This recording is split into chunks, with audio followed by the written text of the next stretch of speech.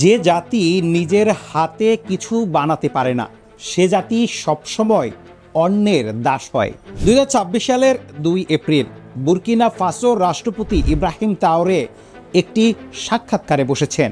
হাতে তুলে নিলেন একটা সাধারণ ধাতব চামচ, বললেন, এই চামচটা দেখুন, বুরকিনা ফাসোর মাটি থেকে ধাতু বের হয়, সেই ধাতু বিদেশে যায়, বিদেশে চামচ বানানো হয়, তারপর সেই চামচ আমরা বিদেশ থেকে কিনি।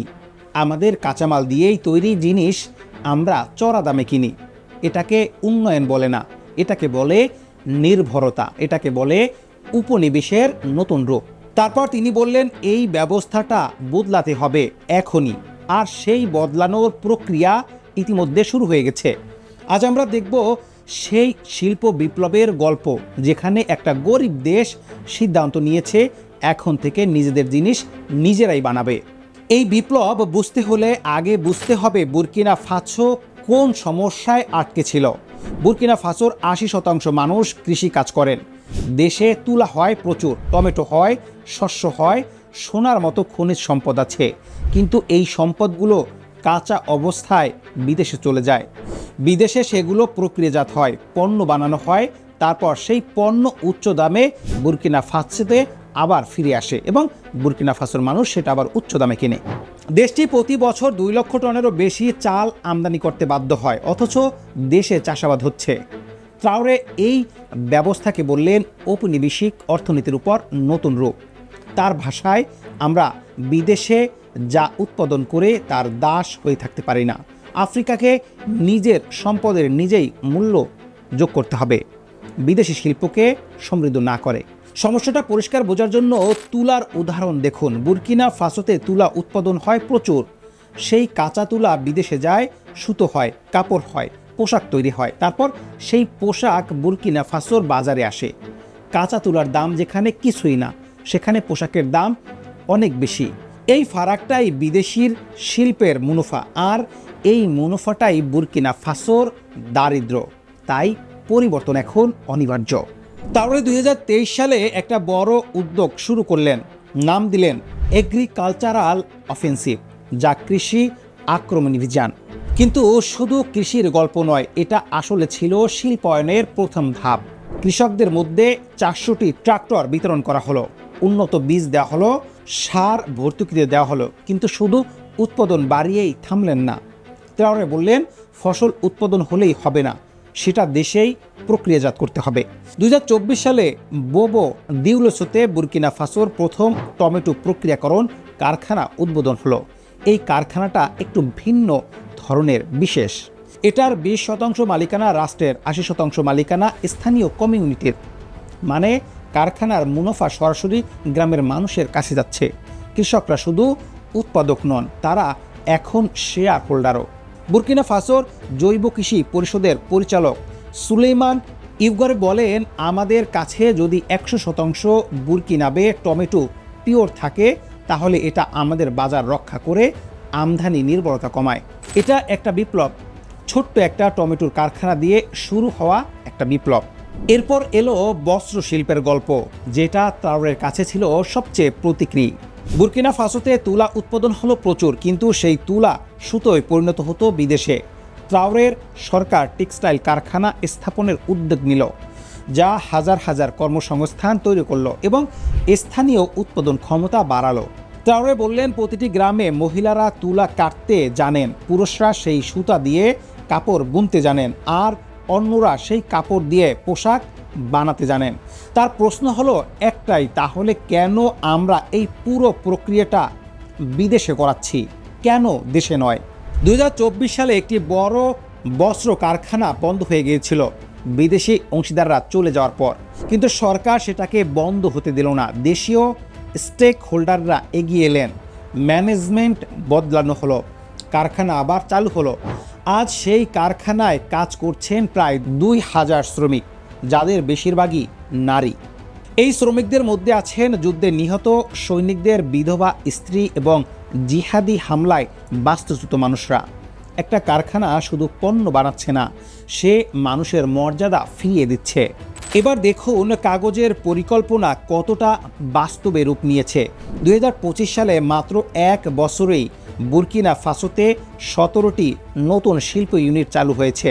এই কারখানাগুলোতে বিনিয়োগ হয়েছে প্রায় 66 বিলিয়ন সিএফএ ফ্রাঙ্ক, অর্থাৎ প্রায় $110 মিলিয়ন।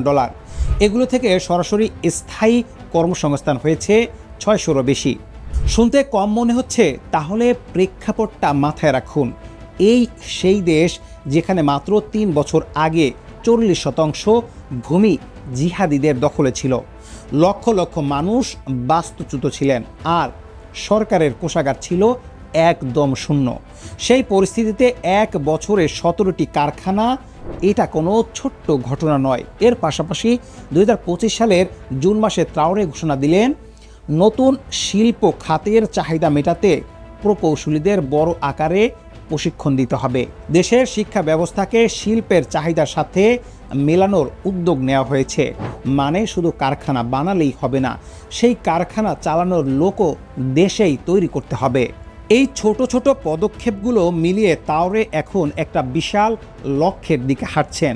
2026 সালের 9 মার্চ বুরকিনা ফাসো ঘোষণা করলে সাহেল অঞ্চলের ইতিহাসের সবচেয়ে বড় অর্থনৈতিক পরিকল্পনা, $64 বিলিয়ন জাতীয় উন্নয়ন পরিকল্পনা, যা চলবে 2026 থেকে 2030 সাল পর্যন্ত। এই পরিকল্পনার কেন্দ্রে আছে একটি মূলনীতি: কাঁচামাল বিদেশে না পাঠিয়ে দেশেই প্রক্রিয়াজাত করা। শিল্পায়নের জন্য অবকাঠামো উন্নয়ন এই পরিকল্পনার সর্বোচ্চ অগ্রাধিকার। আর সবচেয়ে গুরুত্বপূর্ণ বিষয়, এই $64 বিলিয়ন 2/3 আসবে দেশের ভেতর থেকে, রাষ্ট্রীয় কোম্পানির আয় এবং নাগরিকদের শেয়ার কেনার মাধ্যমে। মানে বিদেশি ঋণ নয়, বিদেশি সাহায্য নয়, নিজেদের সম্পদ দিয়ে নিজেদের ভবিষ্যৎ গড়া। এবার আসি একটু ভিন্ন গল্পে। ট্রাওরে কেন সেই সাক্ষাৎকারে একটা সাধারণ চামচ হাতে নিয়েছিলেন? কারণ চামচটা একটা প্রতীক। ট্রাওরে বলেছিলেন, বুরকিনা ফাসো ধাতু আকরিক রপ্তানি করে, বিদেশে সেটা চামচ বা সরঞ্জামে পরিণত হয়, আর বুরকিনা ফাসো সেই চামচ কিনে আনে। এটা উন্নয়ন নয়, এটা নির্ভরতা। এই একটা উদাহরণেই পুরো আফ্রিকার অর্থনৈতিক সমস্যা ধরা পড়ে যায়। কফি উৎপাদনকারী দেশ নিজেরা সস্তায় কফি বিক্রি করে, ইউরোপে সেটা প্রক্রিয়াজাত হয়ে 10 গুণ দামে ফিরে আসে।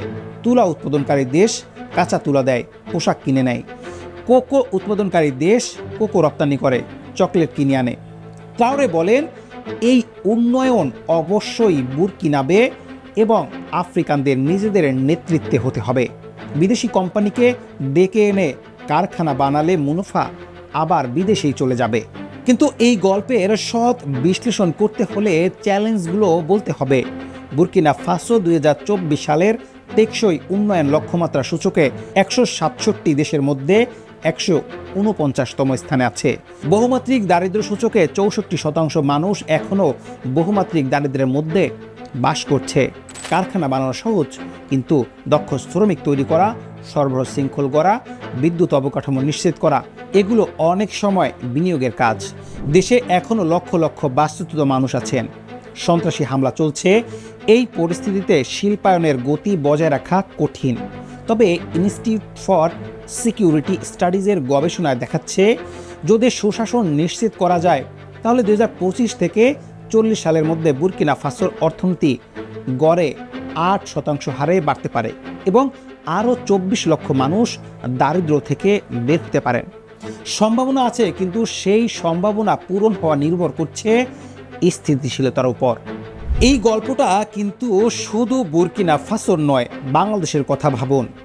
বাংলাদেশ পোশাক রপ্তানি করে বিশ্বের দ্বিতীয় সর্বোচ্চ, কিন্তু সেই পোশাকের কাপড় আসে আমদানি করে, সুতা আসে আমদানি করে, মেশিন আসে আমদানি করে। আমরা শুধু সেলাইটুকু করি, আর সেটাই সবচেয়ে কম মূল্য সংযোজনের কাজ।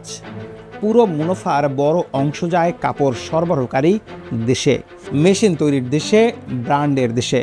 ট্রাওরের চামচের উদাহরণটা বাংলাদেশের পোশাক শিল্পেও সমানভাবে প্রযোজ্য।